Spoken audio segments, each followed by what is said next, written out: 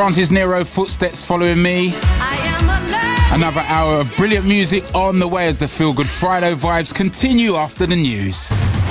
This is Radio 2 on BBC Sounds and on your smart speaker. Play BBC Radio 2. With the BBC News at 10 o'clock, this is Jason Kay. A 31-year-old man has been charged with murdering 3 people in Nottingham on Tuesday. Valdo Kalakana is to appear before magistrates tomorrow, accused of stabbing the students Barnaby Webber, Grace O'Malley Kumar and the school caretaker Ian Coates.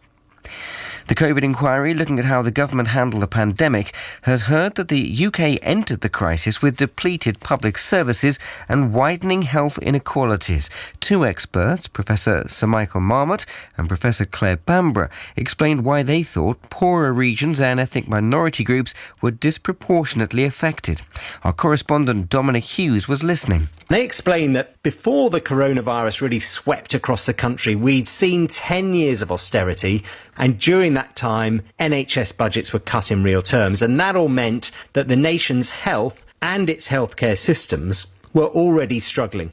In some of the poorest communities, life expectancy was actually falling for the first time in decades. The impact of COVID then was much greater among poorer communities.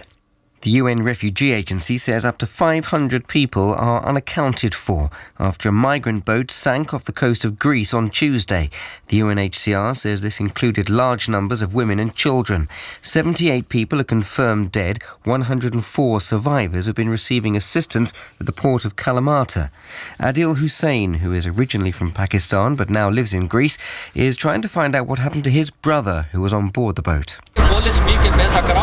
As soon as he got on board, he said they were putting 750 people on a boat built for 50.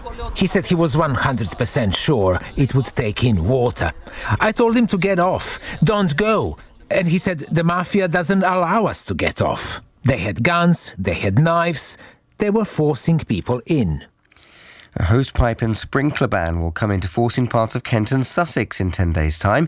The supplier, South East Water, says it's been forced to take the measure because demand for water has reached a record high. In recent days, residents have been left without water and some schools have had to close. The head teacher of Rotherfield Primary School in East Sussex, Kate Bishop, says they managed to stay open. We have got lots of bottled water that has been delivered, and we have no water in school at all today, and so staff are using bottled water to wash hands, and we've got buckets in the toilets that staff are using to empty the toilets and flush the water away using buckets. Kylie Minogue's new single has broken into the UK top 10, the first time she's achieved that since All the Lovers reached number 3 in 2010. She's now one of only 4 women to reach the top 10 in 5 separate decades, alongside Cher, Lulu and Diana Ross.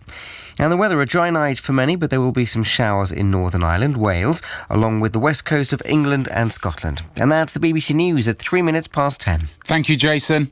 Let's dance.